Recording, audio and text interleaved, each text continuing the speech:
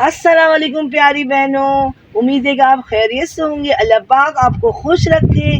आज मैं सर्दियों की बीज लगाने जा रही हूँ, तो उसके लिए मैंने ये पॉट तैयार किया है। ये पॉट मेरे फ्रूट का पेटी था जो बिल्कुल बेकार पड़ा हुआ था। प्यारी बहनों, मैं आपको ये बताने जा रही हूँ कि आप गार्डनिंग के काम के लिए ज़रूरी नहीं है कि बाहर से आप पॉट ख़रीदें तभी आपका गार्डनिंग का काम होगा। आप ये पेटी का भी बहुत अच्छी तरह से इस्तेमाल कर सकती हैं, इसका फ़ायदा उठा सकती है। मैंने इस पेटी को पॉट को तैयार करने के लिए अपना 3 हिस्सा गार्डन सॉइल है, 2 हिस्सा काउडन है और 2 हिस्सा किचन वेस्ट का जो कंपोस्ट होता है वो, और थोड़ी सी रेत। देखिए अब ये बिल्कुल तैयार है। जब हम बीज लगाने जाते हैं उस पॉट को और इस कंटेनर को पहले खूब सारा पानी दे देते हैं। अच्छी तरह मिक्स करने के बाद उसको एक दिन पहले अच्छी तरह पानी देते हैं ताकि उसकी नमी नीचे तक चले जाए। फिर दूसरे दिन हम इसको बीज लगाएंगे।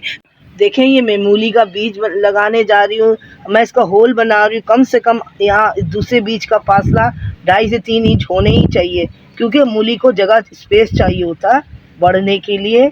और ये देखें मैं बना रही हूँ होल हल्का हल्का, ज़्यादा गहरी नहीं होना चाहिए, मुश्किल से आधा इंच से भी कम होना चाहिए इसका गहराई, होल का गहराई। देखें मैं बना चुकी हूँ। अब मैं इसमें ये बीज डाल रही हूँ,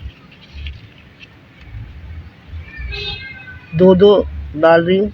कोशिश मेरी यही, 1-2-3 बीज ज़्यादा भी हो जाए तो कोई मसला नहीं है। बहनों देखें मैं अब इसके ऊपर हल्की सी एक लेयर काउ डंग का लगा रही हूँ जो भुरभुरा सा है, खुश्क है बिल्कुल, ताकि बीजों को इधर से उधर हिले ना और परिंदे ना चुके आकर, उनसे भी बचाना है। दूसरा ये कि जब हम वाटरिंग करेंगे बिल्कुल हल्का स्प्रे से करेंगे, ओवर वाटरिंग नहीं करेंगे। इसको सिर्फ नमी को बरकरार रखना है और ये नमी से ही बड़ा होगा इंशाल्लाह, और 1 हफ्ते में ये जर्मिनेट होगा। मैं ज़रूर आपसे शेयर करूँगी। 15 दिन बाद ये ग्रो होने शुरू होगा इंशाल्लाह ताला। सर्दियाँ आने तक के ये तैयार हो जाएंगी ये मूली इंशाल्लाह ताला। फिर आपसे मैं शेयर करूँगी।